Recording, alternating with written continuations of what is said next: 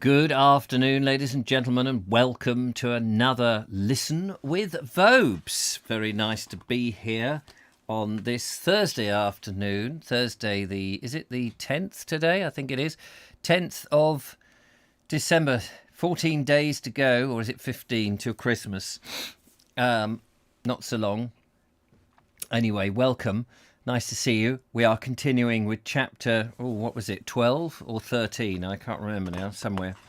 Oh yes, 13 in on Southern English roads, or on English Southern roads, or whatever roads it is. Not Cecil Rhodes. I'm sure it wasn't him. Anyway, welcome along. Nice to see you there. Hello to the lovely Julia, to Justine Jones, who's first here and sitting in the front row. Can you stop eating all those crisps, though? It's very off-putting. And Philip Hammond and Mary, good afternoon. Lovely to see you. John F., Billabong O'Neill, Sean James, pass the biscuit tin. Yes, that's it. Don't take too many biscuits, though, Sean. And Andrew Norris is here. Do you want bourbons or custard creams? Oh, he'll have one of each, if not two of each. So that would be good. And the Green Man from the chilly North Downs. Get that fire lit, young fella.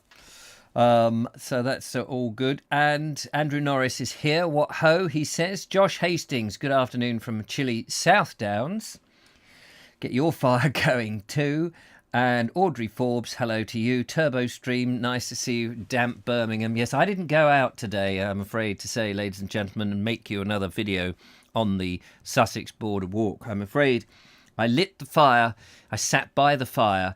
And tomorrow you will have... another from that remarkable book from Philip Mercer. Yes, I rifled through the tome and I found an appropriate story. Well, I don't know whether it's appropriate or not, but I found a story. And I have recorded that, edited it and brought it to you. That'll be tomorrow's video. There will no doubt be a Christmas version. I've just got to find one. There's a couple in there that I've got my eye on. But I put my eye back into my head. Lee Lawson is there. Nice to see you. Dave of Yore, Nigel Sadler, and Lee Lawson.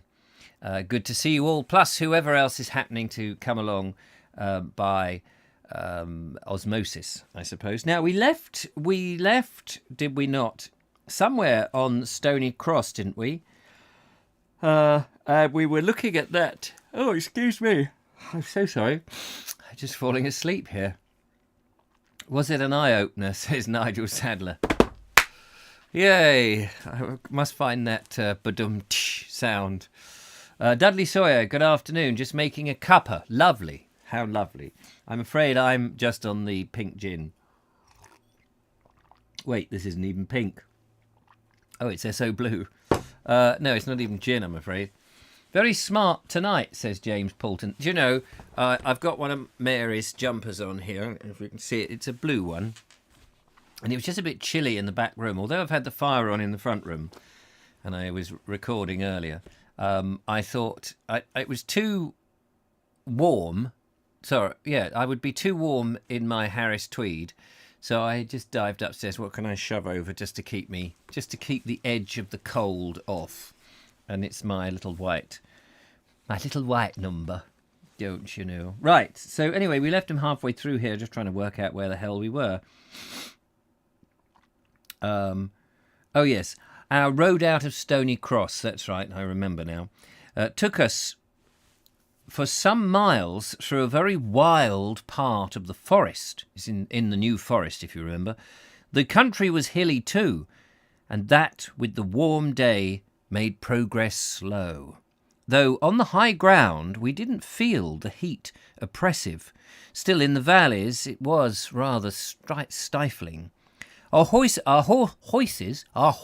were annoyed too by the famous or infamous forest fly.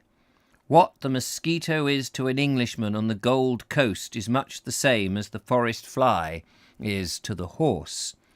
At last we came to the end of the forest, and a wild open upland, bleak and barren, succeeded it, looking more like a Scotch landscape than a Hampshire one. Here the forest fly suddenly ceased from troubling. It struck us as a curious coincidence that we should leave both forest and fly behind together. But we did. Driving on, we had extensive views over a rolling country to the left, and in front a fine prospect of the lovely Avon Valley. Not Arun, Avon, I beg your pardon, with its winding river and richly wooded hills. Now, a long descent brought us to the clean and neat little town of Ringwood, where we called our midday halt. Whoa! Whoa! It has ever been doubted whether Sir Walter Tyrrell was in the forest at all on that eventful day, and some authorities will assert that the accident was no accident. Wait a minute. I turned the page and it turned back when I wasn't looking. Thought, hello, what's that got to do with anything? Yes, we managed to get to Ringwood, where we called our midday halt. I read that bit, thank you. The charm of Ringwood is its river. The Avon here is wide and shallow. It spreads itself out and makes a great show. Never seen the Avon there, actually. I've driven past Ringwood and the little church that you see on the A27, or the A31, isn't it? As you get down in towards Bournemouth. Yeah. And I don't think I've ever been in Ringwood at all. I've passed it so many times. The river, too, forms a double sort of highway, for we notice boats upon it, and two carts with drivers proceeding along its bed, the water not being quite as high as the ankles. Not the ankles, the axles. The river is manifestly an important local thoroughfare. We had never observed one used as a road before. Ringwood, as a town, is not remarkable for its picturesqueness or for its ugliness, but it is its immediate surroundings that are beautiful. A ramble by the Avon side reveal countless pictures and brought back to our remembrance many an old friend hung on academy walls. It was on the wild heath near here that the unfortunate Duke of Monmouth was captured after the rout at Sedgemoor in 1685, when he was brought into Ringwood and kept a prisoner at the White Hart, whence he was taken to London. Ah, yes, we know all about the Duke of Monmouth, James Scott, wasn't he? We started for Wimborne late in the afternoon, promising ourselves a cool and pleasant evening drive. For the day was warm and the weather was fine, and we were benighted. If we were benighted, what would matter? We crossed the Avon by two long bridges, and on the other side of the river we espied a picturesque inn by the water's side called The Fish. Is the fish still there? Here is a picture, by the way, of, I believe, the Avon at Ringwood. Here I have a little gander at that. Doesn't that look lovely? With a couple of blokes on it. Very wide it looks there. Can it really be wide? The valley of the Hampshire Avon near Ringwood. I've not actually, as I say, I've never been there before. I think we just have I know I'm diverting even before we get going, but I'm curious to see the river down there. So let's find a Ringwood. Let's have a look at a map. Ringwood, here we go. Well, there, ring on a wood. Yeah, couldn't get more precise there, could you? Actually, Ringwood doesn't look too bad. Let's get that picture up. That looks all right, doesn't it? What's wrong with that? A few cars, a bloke looking at his mobile phone or something, having a nice time. Let's have a look at that. Oh, that's the map. That's the wrong map. I was hoping to get out of it. What's the matter with you? Back. Ringwood. That's the map I wanted. So, oh yes. So this is the Avon here. I don't know this area at all. So that's quite interesting. So what is this place called? The Fish. Let's just go on the satellite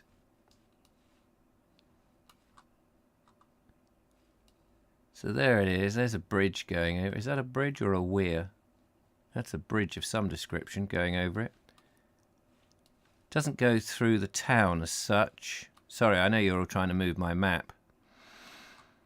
Where can we get down? Can we get down to that? I bet we can't. Yeah, I didn't want to go there anyway. Okay, so let's have a look for the fish at Ringwood, is it? The fish, Ringwood. The Fish Inn, Ringwood. Here we go. The Fish Inn. Off the A31. There it is. Ah, that looks all right, doesn't it? Look at that. And there's the menu if you want to get in there. I don't know whether they're open at the moment, but the Fish Inn, charming 16th century thatched pub on the outskirts of Ringwood, offering stunning food, award-winning beer and river garden views on the banks of the Avon. Perfect for a hearty meal. And where is it? Oh, it's there. Oh, here. Here we go. That's where he went. Just off the A31. Interesting stuff. Oh, we find out stuff, don't we? The Fish Inn is clearly labelled, says Nigel Sadler. Yes, I do love the River Kennet, says Sean James. That is a wood ring. Bishop is a bishop. I mean, Bristol is lovely, says Justine Jones, but not at the moment. Tier 3. Know what I mean? My two ancestors were hung after the Battle of Sedgemoor by Judge Jeffreys, says Michael White. Well, I know. That was during the bloody assizes. So there we go. Oh, ding, ding. We've had picturesque. Yes, well done. He's gone to the Fish, called the Fish Inn. It was a homely little inn with a thatched roof, such as you see in Devonshire, toned into a delightful harmony of greens and silvery greys, and, I have no doubt, is a favourite resort for anglers, for both the lordly salmon and speckled trout abound here. Besides, the title of the inn suggested its patrons. Then we pictured to ourselves, perhaps too ideally, the jolly evenings that brothers of the gentle craft may have passed in that cosy-looking hotel, discussing over a post-prandial pipe their day's sport, or want of sport, and comparing notes thereon, telling their tales, wonderful tales that so delight the tellers. There is always such a friendly feeling of fellowship amongst anglers, such manifest goodwill and kindliness, as far as I've ever been able to see or heard, and I often feel irresistibly drawn to become one of their fraternity, just for the sake of their charming, rest-giving company, that, like the quiet gurgling of the river they love, soothes the weary, world-weary soul with an untold calm. From time to time, when driving about rural England, chance has taken me to one of these old-fashioned, angler-haunted inns, and the pleasant evenings spent therein have ever been a delightful and wonderful memory to me. The talk is truly much of fish and fishing, but most anglers, I have found, are ardent nature lovers too, and mingle with their talk charming descriptions of scenery that is a positive delight to listen to. So fresh, bright, and full of meaning are they, just because they come spontaneously and from the heart. I love to sit and let the world pictures drift to me amongst the soothing hum of the conversation. Said a happy angler one day as we were chatting together, "I'm a fisherman because it gives me an excuse to be out all day amidst beautiful scenery, and if, unlike a painter, I cannot bring back home with me any lasting results of my outing, at least I add to the pictures in my mind's gallery." When we drove uphill out of the Avon Valley and along a perfectly and painfully straight road for miles, with dark woods of pine and Scot fir on either side, That started as if it should have had an ending there. It's then we drove, not when we drove. Then we drove up that place that I've just read. The road reminded us strongly of some American ones because of its business-like look of the going straight from one place to another. The resemblance to America was further enhanced by several shanties of wood we passed by. About 3 miles before Wimborne, the scenery quite changed its character. The poor sandy soil and pine trees gave way to rich green meadows and leafy elms, and the wooden shanties to cottages whose walls were of mud. I cannot say that I admire a mud wall, but that may be prejudice. Still, mud hardly seems a suitable or pleasant material to build with, if to build with mud might be the right expression. However, one of the cotters said the hovels, houses, were comfortable enough to live in, and he never bothered his head as to how they looked outside. When he says they're made of mud, is he talking about, like a cob house, the wattle and daub? Is that what he means, do you suppose? Or is he just talking about literally mud banked up? Quite curious. What's that? Dudley Sawyer, you never get rice pudding at pubs either. I don't know why you don't get rice pudding. Interesting. Anyway, where was I? The Dorset labourer appears to be a very contented being. Now, contentment... He's not in Dorset, is he? Has he gone from Hampshire to Dorset? No, he hasn't, has he? Now, contentment is a great blessing, but not in all cases. An unalloyed one, it oftentimes is the preventative to progress. Had we all been content to travel by coach, the railway might never have been invented. And had we been satisfied with the slow speed of other days, the telegraph might not now have been flashing messages all over the world. The glory of Wimborne is its minster, a building replete with interest. Oh, I suppose we are in Dorset, aren't we now? We paid a visit to it early the next morning, expecting to spend perhaps half an hour there, yet somehow the whole morning slipped away inspecting the ancient fane, and then we found it all too short. We were fortunate to find a verger or clerk to conduct us over the building, who manifestly took great pride in the same, and all pertaining thereto, and who declared that he was never weary of showing people over our minster. We liked the word our. He was a model guide, courteous and helpful in showing us all we wanted to see, patient in allowing us time to make notes and rough sketches, besides aiding us to decipher some ancient inscriptions. First, he pointed out the font of the Purbeck marble that had been in use there for 700 years. Then, next in order, came one of the curiosities of the building, an ancient clock, constructed in 1320 by Peter Lightfoot, a monk of Glastonbury Abbey. This rare old clock, which stands within the tower, shows the sun and the stars revolving round the earth, as the church then declared they did, and proclaimed those who maintained otherwise as heretics, thus proving to future generations the fallibility of her infallibility. Falsehoods which we spun today were the truths of long ago.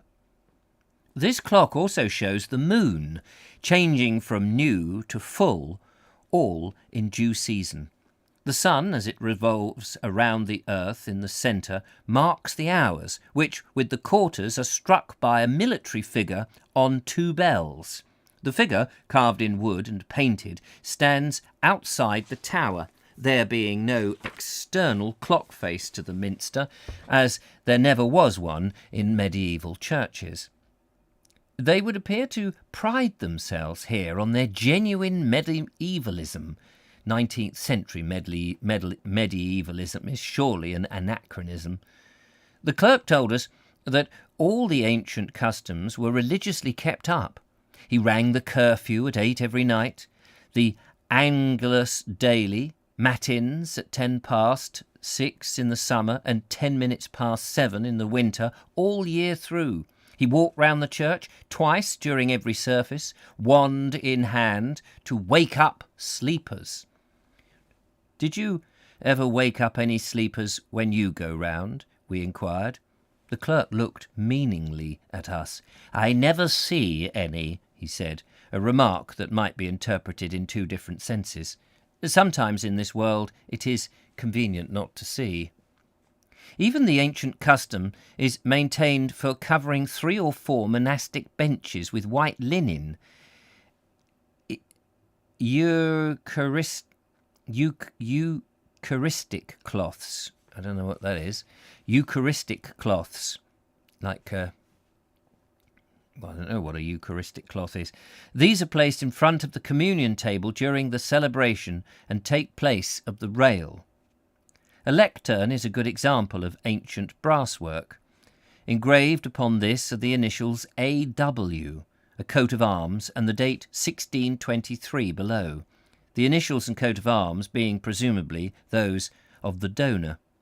We understood the clerk to say that the name for which the initials stand for had been forgotten, or there was some uncertainty in the matter, when it was accidentally discovered in a most unexpected way.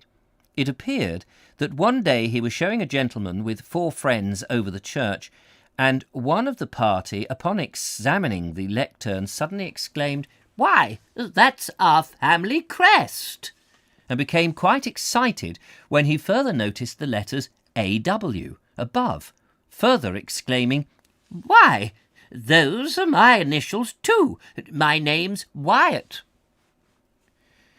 Then he pulled out his watch, which had a coat of arms engraved on the case, and showed the engraving to the clerk, pointing out to him that it was exactly the same as the one on the lectern.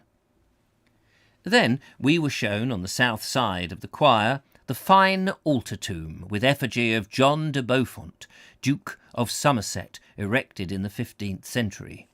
Above this is suspended on a bracket an ancient helmet found buried in the nave like so much rubbish during the restorations. This was found to weigh 14.5 pounds and was placed above the Duke's tomb, as it was presumed to have originally belonged to it. Near here is a small brass with the following curious inscription and spelling. From this it would appear that the said William Smith was vicar, surely a unique way of spelling vicar, of Sturminster after his decease.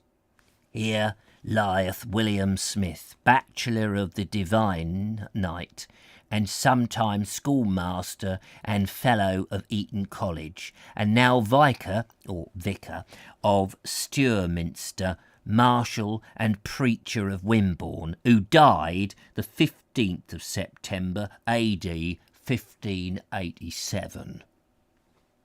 On the floor of the chancel is a small brass let into the slab of Purbeck marble that is stated to mark the last resting place of Ethelred, King of the West Saxons. The brass is well engraved and represents the king in his robes with crown and sceptre. It is medieval work and may well have replaced an earlier memorial. The inscription runs thus: In adhoc loco quinscit corpus sti Ethelredi Regius West Saxonum Martyris Qui Addo Domini 873 23rd Die Aprilis Per manus decorum Panganorum occubate. Put that in your pipe and smoke it and see if you know what the hell I'm talking about. I haven't a bloody clue. Let's have a look what other people are saying here. You never seen a pub offering terrible food, no awards, just food and drinks. No, that's true. I always wondered what started it. I don't know what you're talking about. think he's referring to cob, quite common on the west of England, says Edward Moulding. I thought cob was a sort of wattle and daub type thing. Probably more mud. Eucharistic means the services where they do the wine and the bread, says Justine Jones. Thank you very much. Ethelred was killed, I think, says Josh Hastings. Well, he certainly died. I hope so, because they buried him.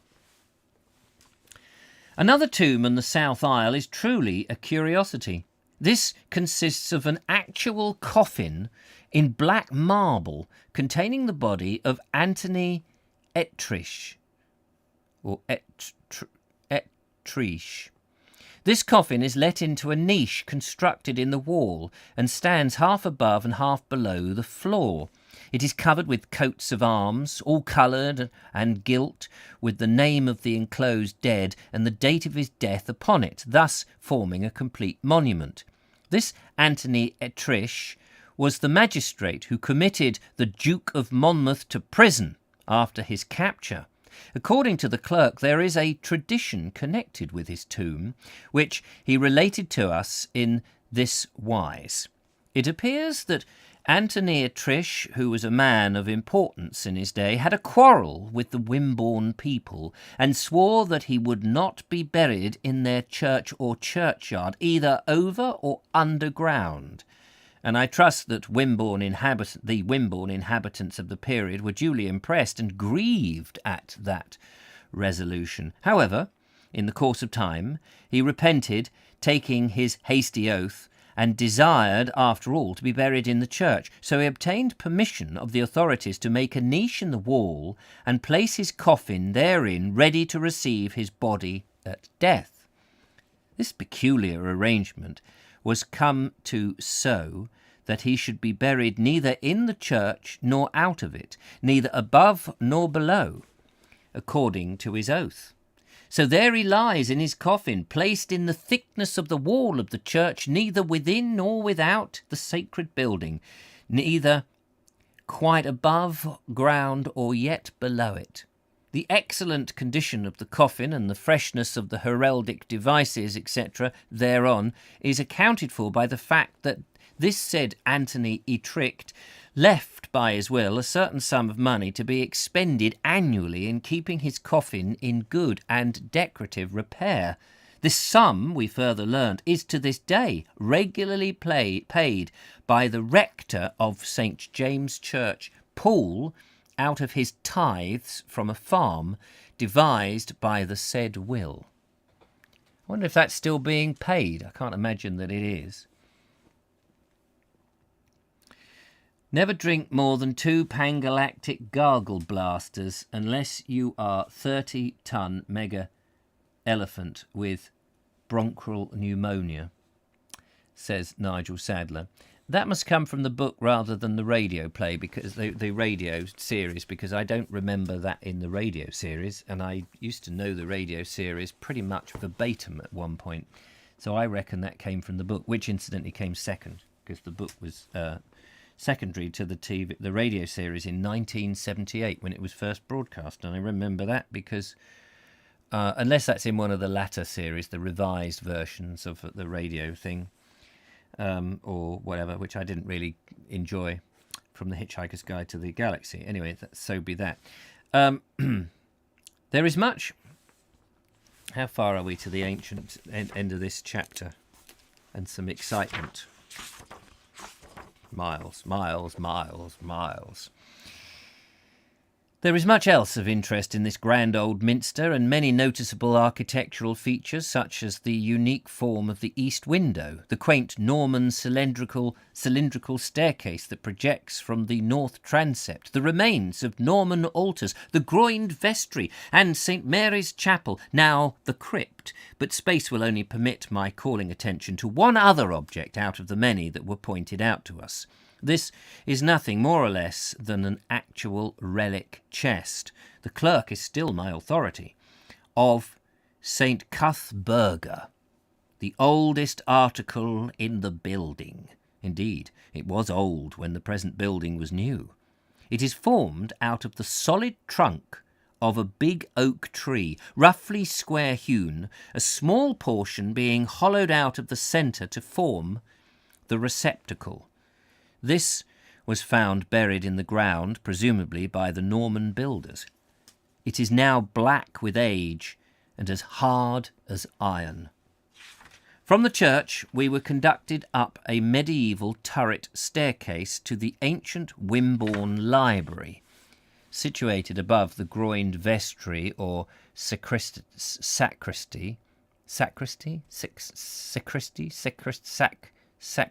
I don't know how you pronounce that. The library was established here in the 17th century.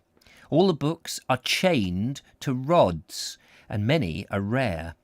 The books were provided for the use of the people of Wimborne without charge, and thus formed the first free library in England.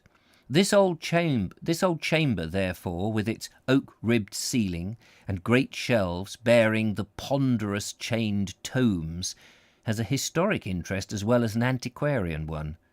The said tomes, by the way, appear to us to provide somewhat heavy literature that would scarcely suit the tastes of present-day users of free libraries.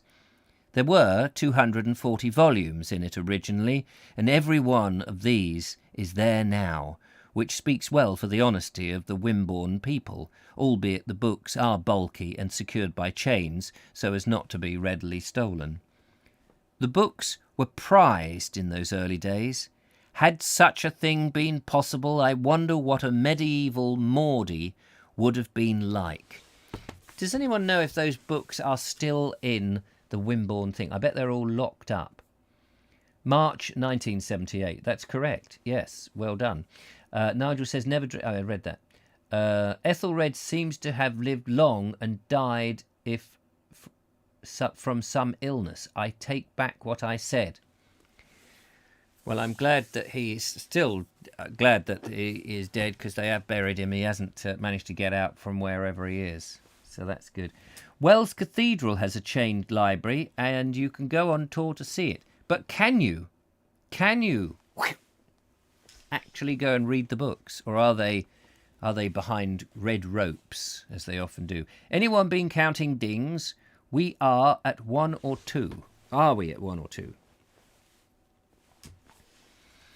Amongst the many valuable volumes, the clerk pointed out to us a bound manuscript in vellum, so well done that we even imagined it to be print at first sight.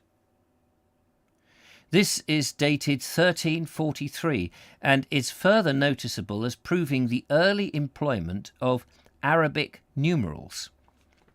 Then we were shown several more or less interesting works. Amongst these were Sir Walter Raleigh's History of the World by Walter Raleigh. That's me.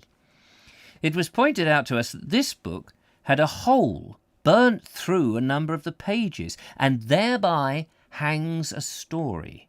It appears, tradition being true, that Matthew Prior, the poet, when reading here, surreptitiously one night let a smouldering spark from the candle that he had smuggled in fall upon the open book while he was asleep, and, to his horror, when he awoke, he discovered the whole burnt through the pages. Oh no, what will I do? He then filled up the holes as well as he could by pasting paper over them, on which he inserted the missing words from memory. Oh, bugger, what was it now? The cat sat on the mat, and the mat looked like a cat. Something like that, I can't remember. No, nobody will ever read this nonsense. How will they know? So he filled up the holes as well as he could by pasting paper over them, which he inserted the missing words from memory. And an excellent memory he must have had. Yes, they'll never know. Anyhow, there are the damaged places neatly filled in to prove the story is true. Oh, yeah. It may be strictly so, but if this be proof, how easily a thing is proved. You may argue beautifully in the circle, the Druids built Stonehenge, and there Stonehenge stands to prove that the Druids built it. Oh, I see, yes. I see what you did there. We had spent so much time delightfully and profitably exploring the ancient minster that it was again late in the afternoon before we managed to resume our journey, and so we were only able to make a short stage as far as Wareham. Just out of Wimborne, we crossed the Stour by an old stone bridge, from the other side of which, looking back, we had a fine view of the town's clustering round the grey towers of its old minster, with the river meandering in the foreground through the emerald meadows. This view would make a capital subject for a picture. Indeed, round about Wimborne, I fancy an artist might find plenty of fresh materials and suggestions for pictures. Some of the aspects of the country, especially in the direction of Wareham, struck us as being particularly picturesque and paintable, not to say full of originality, if I may use the expression. You've used it, mate. Let's have a look at the Wimborne. Let's have a look at the Minster just momentarily whilst everyone's all having a thing. That's the one ding. Tickner Edwards spoke of chain books, did he not? Did he? I don't remember that, actually. But you may well be right. You may well be right. Let's see if we can find... Where did he go? Yeah, that's not the button I meant to press. I apologise for that. He's gone to Wimborne, hasn't he? Let's see if we can find Wimborne on our maps. St Leonard's. Wait a minute. Ferndown. Where's Wimborne? Here we are, Wimborne Minster. So where is the actual Minster? Where are you, Minster? Where are you? Come to me. Wimborne Minster Parish Office. Here we go. Here it is. Here it is. Let's have a little stroll round on what we can see on Street View. Here is some old ancient-looking properties. That's a nice-looking ancient-looking properties there, next to the Priest's House Museum. Look at that. Looks very nice. Let's go and have a look round Wimborne. That looks like a place for the old Vobes to go. And here, ding! Look at that. How about that? Whoops. Very nice. And there's somebody doing a parcel delivery. Very nice. Some Georgian properties there. Let's go around here and have a look, see if we can get around. Oh, squeeze past that lorry. Up here. No, not up there. I didn't want to go up there. No, I don't want to go up there either. Down the chiropody. I've got to get down on that. No! Why are you taking me so far? I want to get on this corner here. Thank you. I want to go back up this one. Look at that. Look at that lovely. Ooh, look at that. That looks really nice and old, doesn't it? That looks sort of Tudorish. Look at the size of that chimney, and look at that window. Look at the way it's positioned right in there, and all this little bit of brick, which is clearly the brick came later. That's much later, but look, here we go, a bit of English bond here, all sorts, and a fireplace that looks like or a doorway next to the fireplace. The fire must have come down here. You always get the impression there was a door there going in. I love it. And there, look at that. Oh, for goodness sake. Don't you just love it, the way it mucks you about? That is very nice. All that leaded diamond-shaped glass as well. Beautiful. Beautiful. And there is the other side of the Minster. Never been there. Must go there. It's not too far away. Wow. What a lovely place to go. Oh, and look at all these dreadful... Look at that. Compare that property there. Compare that boring-looking property to any of these. Here we go. That looks like it's had Georgian windows inserted up there. Isn't that lovely? Beautiful. All of this. Little Georgian frontage, probably, on what was a timber building underneath, one would imagine.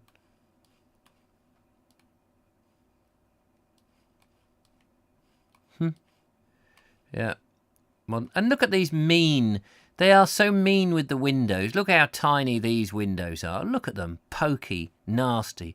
They even thought about putting a door in there. Probably part of the design. Thought we'll have a door in there. No. We'll just make that part of the design so that people can get round a bit easier in case they bang into it. Horrible people.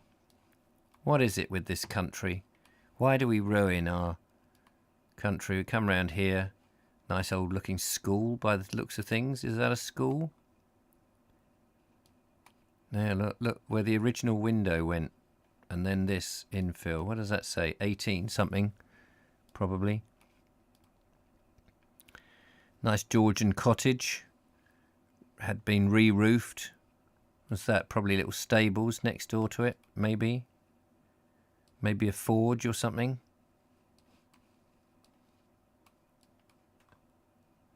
Wimborne Model Town and Gardens. I've never been there.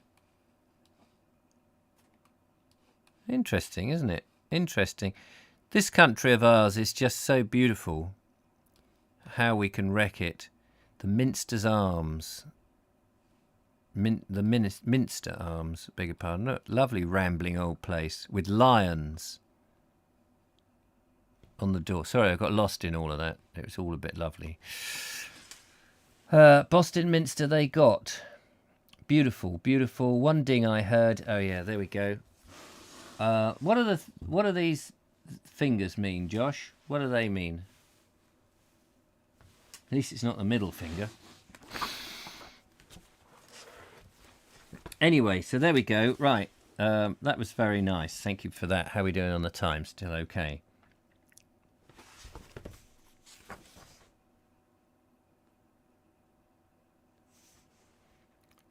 Oh yeah, so they're coming out of that, and they're Wareham. They're on their way to Wareham or something, or they went round Wareham or something. How beautiful! We had at first a long level stretch of road with the river on one side and a railway on the other to keep us company as far as Corfmullen, a primitive village with a picturesque ivy-clad church having a flagstaff on its tower in place of a steeple. Here we turned to the left as directed by the signpost. There always are signposts in villages where you can readily ask your way, but by some strange law of the supply being in the wrong place, they are but too frequently absent at crossroads in wild and remote country districts where there is not a house in sight and seldom a creature of any kind about. Lee Lawson says, oh yes, the model town was fun. Took our son when he was little, having dragged him round the Minster and chained library. Presently, we found ourselves in a lovely wooded country, made further beautiful by sloping meadows and silvery streams, a la Devonshire. After a time, this green and restful country gave place to a wild, sullen moorland that rose here and there into sand hills, bare in outline save one or two stray places, where some stunted, wild-blown Scotch firs struggled for existence, and whose dark, gaunt forms served but to accentuate the general dreariness. I never remembered a more sudden or wholly unexpected transition from the rich and lovely to the barren and the austere. Just one bend in the road did it. What I find is interesting that he's always talking about the bloody fir trees, left, right and centre, which are an abomination in my mind, and he never talks about all the wonderful, beautiful, deciduous trees, the trees that, the ash and thorn and oak and beech. He never mentions them. It's all fir tree here, fir tree there, fir tree. Keep those bloody fir trees up in Scotland and don't have them down here. Thank you very much. They're not. They're all being planted by the Forestry Commission for cheap wood. I don't like fir trees. You may have got that. Nothing can grow underneath them. You don't get a decent underwood. You don't see all the wonderful variety of nature. According to Oliver Rackham, who was an ecologist and a leading authority on trees, he I agree with him. I nearly said he agrees with me, but sadly he's dead now.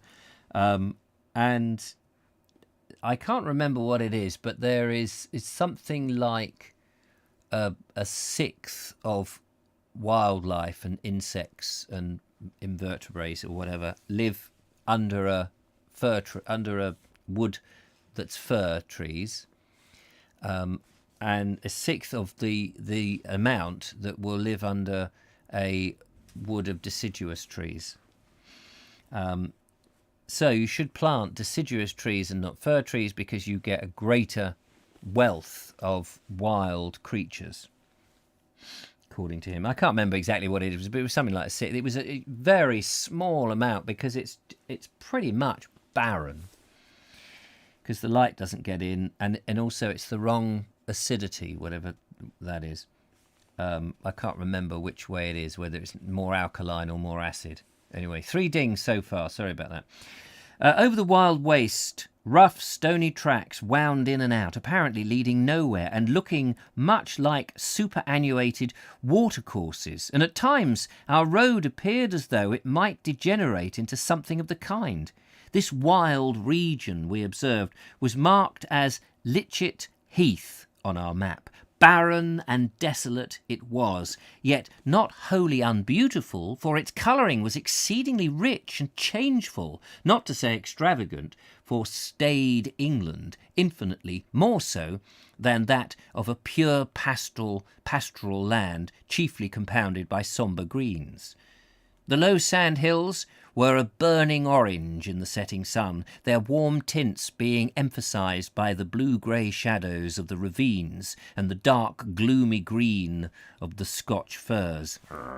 Then patches of purple heath, clumps of golden gorse, and straggling sprays of blossom broom, with here and there the silvery sparkle of wind-rippled water, made gay this waste. Indeed, I'm not quite sure whether it were the most beautiful in colour of any portion of our journey. If we could only have divested our mind of the known fact that it was a barren waste, we may have considered it lovely. Associations have a great deal to do with our estimates of the beauty of scenery. As we drove on, we noticed some dead Scotch firs that had failed in their hard struggle for life, their barks stripped off, their bare trunks and contorted branches bleached white with the weather, which gave the landscape a weird Salvator Rosa-like aspect. I don't know who Salvator Rosa was, but whoever he was, that is what it looked like. Where is he saying he is? He did say Litchit Heath. Where's Litchit Heath? Let's have a look on our map, see if we can find Litchit Heath, because I'm quite interested now. Yeah, I want to go back to the map, please. Litchit Heath. Right. Wimborne. Where is he going? Which way is he going? Oh, Corfe Mullen was down here, wasn't it? Litchit Matravers. Litchit Minster. Litchit Heath. Here we go.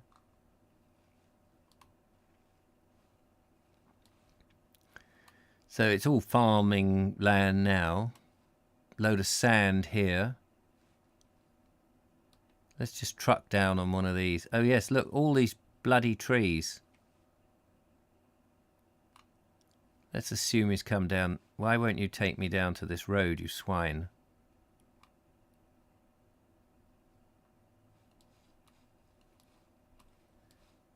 Oh, these don't look like pines. Scotch.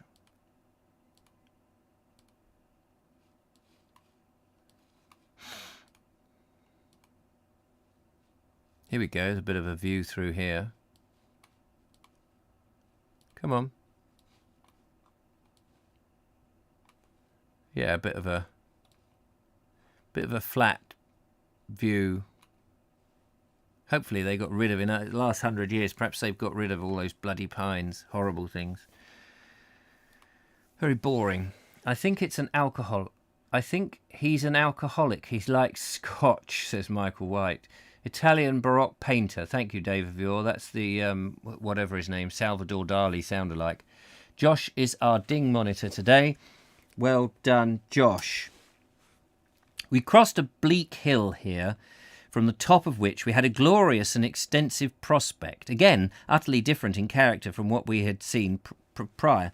High on the horizon ahead was an array of rounded hills with the suggestion of a peak-like form here and there. At our feet was spread out what looked like a grand lake with promontory, creek and bay, and woods around its indented shore. This puzzled us, as we knew that there was no such lake in this part of England, yet the view distantly suggested Windermere. Could it be a mirage? Our map, however, solved the mystery. We were looking over Poole Harbour, a land-girt inlet of the sea, some 6 miles long and 4 broad, and the purple hills in the distance were those of the Purbeck range. It was a lovely vision of hill and dale, of rock and wood and winding water, all the more impressive and charming because it came upon us wholly unexpectedly. Poole Harbour does not sound a very suitable or poetic name for such a large and romantic sheet of water, romantic at least as seen from our point of view, with the long range of the undulating hills in the background. Then, as we descended, we gradually lost the view, and in time found ourselves in the pretty village of Litchett Minster. Here we noticed a small wayside inn with the curious sign of St. Peter's Finger. I think Josh was doing St. Peter's Finger earlier when you were doing this business, whatever that means. Oh, 3 dings, that's what that is, the 3 dings. I've got you. But it could have been the Bishop's Finger, St. Peter's Finger. Though we made inquiries, we were unable to discover the origin of this quaint title. One native of whom we asked, at once responded, "I can tell you why it's called St. Peter's Finger. It's just like this. It were always called it, you see." But that was exactly what we did not see, and the information was so readily imparted that it didn't help us at all. Then our road led us through thick, dark, gloomy pine woods, oppressive almost in their gloom. The fences on either side were earth walls built of slabs of turf. Altogether the country had anything but a cheerful appearance, and the gathering gloom added to the dreariness of the prospect. It even sufficed to tone down our healthy, exuberant spirits, and to cause us to drive on in silence. And we were not sorry when our stage came to an end and we found ourselves in the ancient and decayed town of Wareham, where, at the old Red Lion hostel, we found accommodation and welcome letters from home. And we are now on chapter 14, my lovelies. Chapter 14, where we will leave it. But let's have a look at that quickly. Litchett Minster. We'll just have a quick gander at Litchett Minster. Why don't we? Before we disembark ourselves and take ourselves off. Litchett Minster. Let's have a look. Zoom. Where are you, Litchett Minster? There's Maltravers, didn't we? Oh, here it is. He's gone down here. Where's Wareham then? Just to see which direction he's going. There's Poole Harbour, presumably, Brownsea Island and all of that. Oh, down there. So he's gone through a number of other places. All of this I don't really know. Is there a Minster there? There must be a Minster if there's... Oh, that's Maltravers. I've gone to the wrong sodding place. Where is it gone?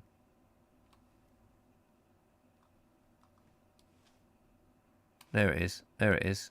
Here we go. Oh, there is another little Minster down there.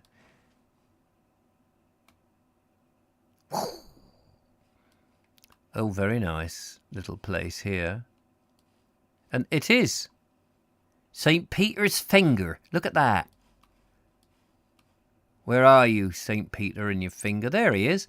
That's where they got to, St. Peter's Finger. Well, they passed by St. Peter's Finger, didn't they?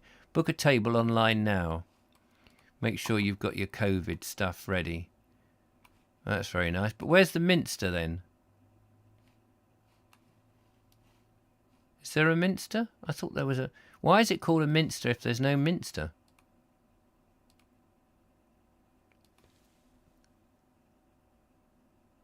Oh, there. Minster Parish Church. Here we go.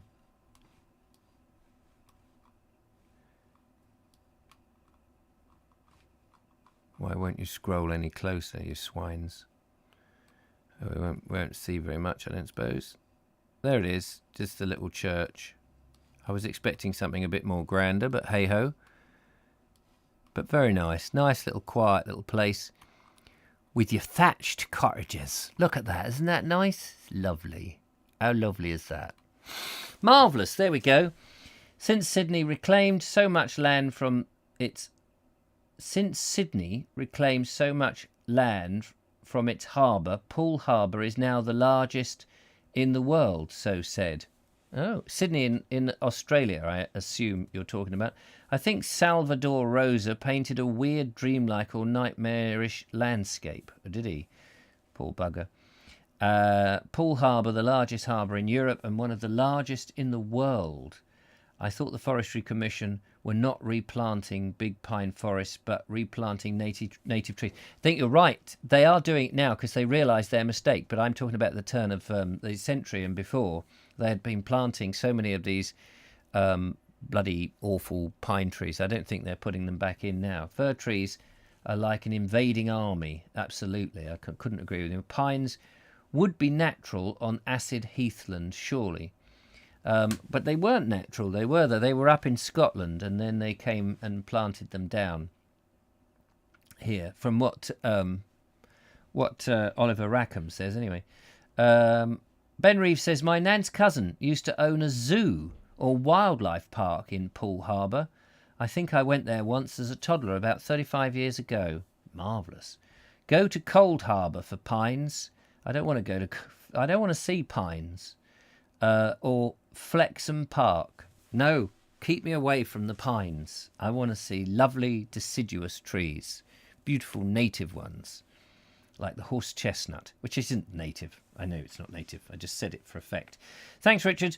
Always thanks very much. And to the chat box and everybody else. There we go. That's it for today. Take care. Lovely to see you. Look after yourselves. Thanks for watching. See you tomorrow. Tomorrow, last day of the week. Of course, it being Friday. Look after yourselves. Thanks for coming along. And we will be on the next chapter, whatever that is, 14. Till then, toodle pip. Bye for now.